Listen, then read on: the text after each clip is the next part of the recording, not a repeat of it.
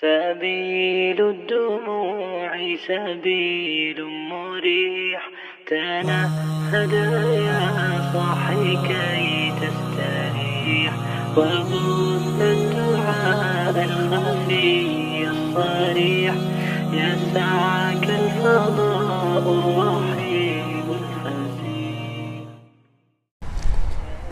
بسم الله والحمد لله والصلاة والsalam ala man la nabiyya ba'dahu amma ba'd.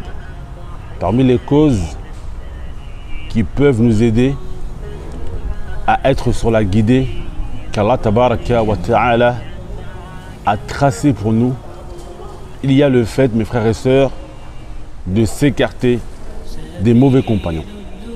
C'est ainsi dans ce sens que le prophète sallallahu alayhi wa sallam nous dit: l'homme est sur la religion de son ami, que chacun d'entre vous regarde qui il prend comme ami.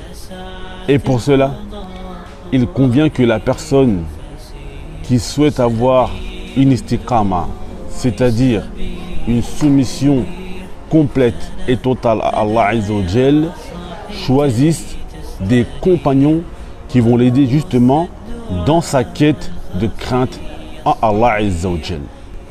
Et la meilleure des histoires par laquelle on peut illustrer la dangerosité des mauvais compagnons, mes frères et sœurs, c'est l'histoire qu'Allah Azza wa Jal nous a contée dans son livre saint, dans Surat Al-Mudaththir. Et cette histoire, c'est l'histoire de Al-Walid ibn Mughira. Comme vous le savez, mes frères et sœurs, lorsque le prophète sallallahu alayhi wa sallam a commencé la prêche à l'islam, il allait voir tout d'abord les notables de Quraysh, c'est-à-dire les gens qui étaient riches et qui avaient de l'influence. Car les gens qui ont de l'influence vont être des causes afin que d'autres personnes soient guidées sur la voie d'Allah tabaraka wa ta'ala. Et dans le même sens, les gens qui ont de l'influence peuvent être des influenceurs, mais cela dans le sens négatif du terme. Alors que le prophète sallallahu alayhi wa sallam est allé voir Al-Walid ibn Mughira afin de l'appeler à l'islam, c'est ainsi qu'un jour Al-Walid ibn Mughira a entendu le prophète sallallahu alayhi wa sallam qui lisait le Coran. Et lorsqu'il a entendu le prophète sallallahu alayhi wa sallam qui lisait le Coran, il a trouvé dans ce Coran quelque chose de doux. C'est ainsi qu'il a commencé à faire les éloges du Coran. Donc Al-Walid ibn Mughira entend le Coran de la bouche du prophète sallallahu alayhi wa sallam. Et c'est pour cela, mes frères et sœurs, que nous devons prendre exemple sur le prophète sallallahu alayhi wa sallam dans le fait qu'il faut que ce Coran soit récité aux gens. À plus forte raison, les personnes qui ont des belles voix, vous devez réciter le Coran, car il se peut que vous soyez la guidée d'une personne qui entendra ce Coran. Alors Al-Walid ibn Mughira entend le Coran du prophète sallallahu alayhi wa sallam et il trouve ce Coran qui est doux. Alors cela est arrivé aux notables de Quraysh. Les notables de Quraysh ont entendu qu'un des leurs commençait à réfléchir dans le fait de se convertir à l'islam. Et c'est là, mes frères et sœurs, que rentre en jeu la mauvaise compagnie, c'est-à-dire le mauvais entourage. Abu Jahl, qui était le pharaon de cette communauté, c'est ainsi que le prophète sallallahu alayhi wa sallam l'a appelé Fir'aun hadhil umma, le pharaon de cette communauté. Lorsqu'il a entendu que le Walid ibn Mughira commençait à réfléchir sur le Coran, il est parti voir Al-Walid.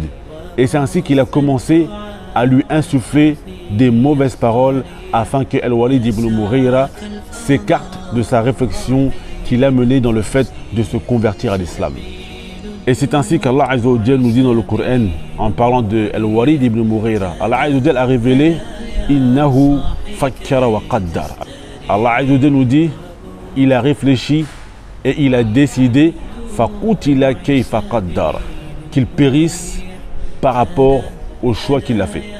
Car lorsque Abu Jahl est venu et a insufflé les mauvaises paroles à Al-Walid ibn Mughira, Al-Walid ibn Mughira a commencé à dire que le prophète sallallahu alayhi wa sallam était un sorcier, un magicien, et il disait que ce Coran était de la sorcellerie. Donc Allah Azza wa Jalla a dit Innahu fakkara wa qaddar.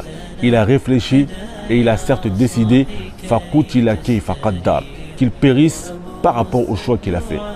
Puis Allah Tabaraka wa Ta'ala nous a informé que Al-Walid ibn Mughira sera châtié dans le feu de l'enfer.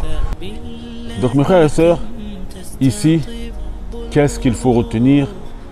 C'est la dangerosité des mauvaises fréquentations. Moi, je me rappelle, lorsque je me suis converti à l'islam, il y a un peu plus de 10 ans, parmi les premières choses que j'ai faites afin de pouvoir augmenter dans ma soumission à Allah Tabaraka wa Ta'ala, c'était de m'écarter des mauvaises fréquentations.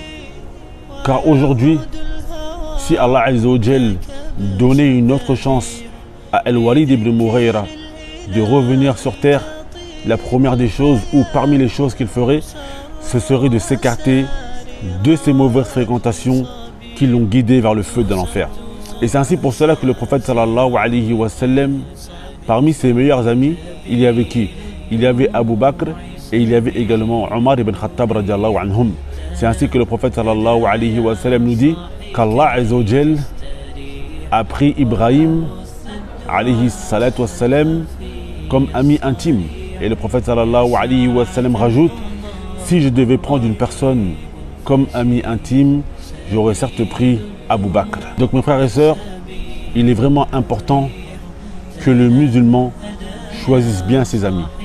Les amis qui t'aident à être productif dans ta vie, à être productif dans tes adorations, à te rapprocher d'Allah Azza wa Jal et à t'écarter des choses qu'Allah Azza wa Jal a interdit. Cela, mon frère, ce sont des bons amis et tu dois essayer de les conserver et même de les concurrencer dans les choses qu'Allah Azza wa Jal nous a autorisées.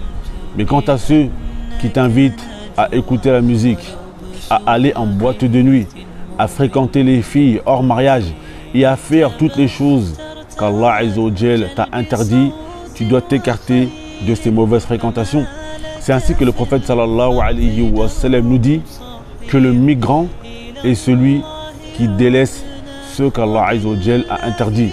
Et parmi les choses, mes frères, que l'on doit délaisser, il y a les mauvaises fréquentations. On demande à Allah Azza wa Jal de nous faciliter et nous aider à trouver des bonnes fréquentations.